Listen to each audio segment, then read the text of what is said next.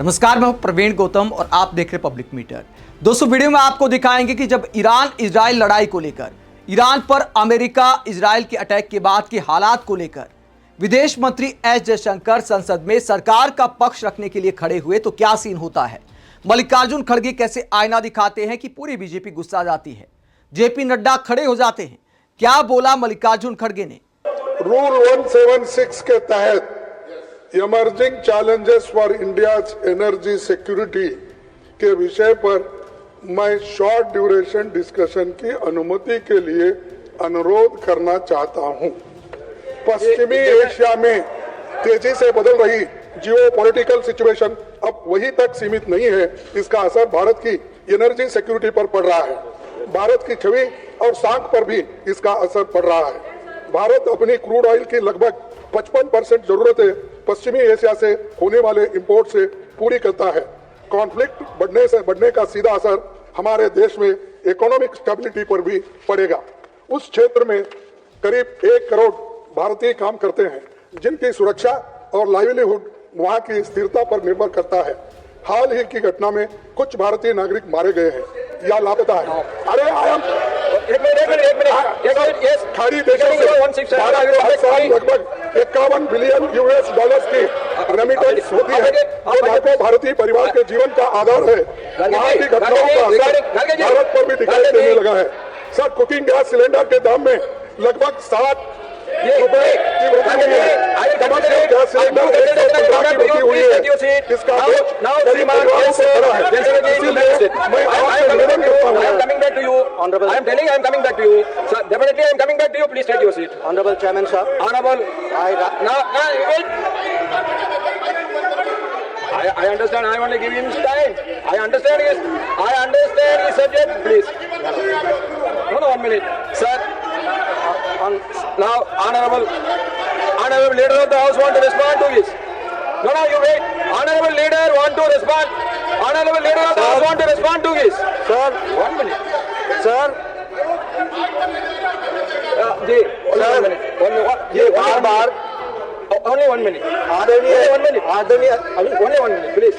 All others, please take your seat. All others, you please take your seat. Except Garge, all of you, please take your seat. Jay, you please complete so quick. Sir, मेरे पूछ रहे थे, ताजुब लगा। मैं justify कर रहा हूँ 176 की क्या जरूरत है, और ये जरूरत इसलिए है, वो पॉइंट्स मैं आपके सामने रख रहा हूं। I already told you.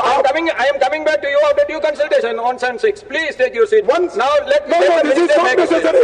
Sir, this is not necessary. No. When 176 we discuss, I am assuring you. Everything will come. So, No, I am coming back to you after this. Now, ये चर्चा करो। बहुत दुख के साथ मुझे कहना पड़ रहा है कि विपक्ष का जो व्यवहार है वो बहुत ही गैर जिम्मेदाराना है, बहुत ही गैर जिम्मेदाराना है, और यह निंदनीय भी है। इसको जितनी निंदा की जाए वो कम है।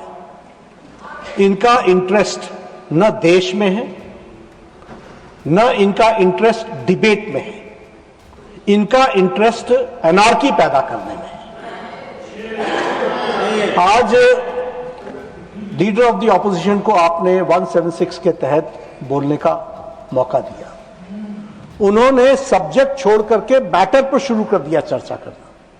उनको यह मालूम है और था कि विदेश मंत्री जी ने विस्तृत रूप से इन सारी चीजों की चर्चा करनी है, लेकिन उन्होंने अपने तरफ से सारी चीजों को डिटेल में रखना शुरू किया और आपने रूलिंग दी कि I will come back to you on this matter, I will give a thought, और इस पर डिस्कशन के लिए करेंगे। इनका इंटरेस्ट कभी भी चर्चा में नहीं रहा है। इनका इंटरेस्ट अच्छा नहीं लगेगा लेकिन हुड़दंग मचाने में है। तो राज्यसभा में नेता विपक्ष मल्लिकार्जुन खड़गे डिमांड करते हैं, कितना बड़ा मसला है, बहुत सारे लोग हमारे फंसे हुए हैं। खाड़ी देशों में कुछ लोगों की जान जाने की खबर भी सामने आई है। साथ ही गैस की महंगाई को लेकर जब मल्लिकार्जुन खड़गे ने सवाल उठाया तो बीजेपी सांसदों ने हंगामा करने की शुरुआत कर दी, लेकिन समझ नहीं आया कि हंगामा आखिरकार क्या करना है। क्या मल्लिकार्जुन खड़गे ने झूठ बोला है? दुनिया में इतना बड़ा मसला हुआ है, दुनिया का इतना बड़ा घटनाक्रम है, पूरी दुनिया इस बात से चिंता में है कि क्रूड ऑयल के दाम लगातार बढ़ते जा रहे हैं। 25% से ज्यादा का इजाफा हो गया। तो हंगामा मच गया है जब पूरी दुनिया में तो विपक्ष अगर नियम 267 के तहत चर्चा चाहता है तो ठुकरा क्यों दिया जाता है। आज एक बार फिर ठुकरा दिया। क्या कहा सभापति ने, जरा देखिए। Now statement by Minister Sriman S. Jaishankar ji. Honorable Chairman, sir, I rise. Regarding 267, we have already, regarding 267, the ruling has been already given too many times. So, under 267, we are not engaging anything. Then you all go back to your seat. If you want me to listen to LOP, then you should take your seats. Mallikarjun खड़गे की चर्चा की मांग करने के बाद, उपराष्ट्रपति की मांग ठुकराने के बाद सदन में लगातार नारे लगते रहे कि चर्चा करो, चर्चा करो। इस बीच विदेश मंत्री ने क्या बोला, सरकार का नजरिया पेश करते हुए जरा सुनिए।